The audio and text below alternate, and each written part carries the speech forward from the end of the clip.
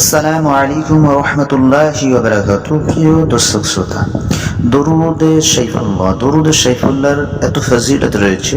কোনো বিপদ আপদের আশঙ্কা হলে সে ব্যক্তি যদি দরুদে শাইখুল্লাহ তেলাওয়াত করে, দরুদে শাইখুল্লাহ পড়ে, অথবা শত্রু হাত থেকে মুক্তি পাওয়ার জন্য, যতই আপনার শত্রু কঠিন হোক না কেন, যতই আপনার শত্রু আপনার ক্ষতি করার চেষ্টা করুক না কেন, আপনি দরুদে শাইখুল্লাহর বিনিময়ে আল্লাহ পাক রব্বুল আলামিন আপনার সমস্ত রকমের শত্রুতার হাত থেকে, সমস্ত বিপদ আপদ থেকে হেফাজত করবেন।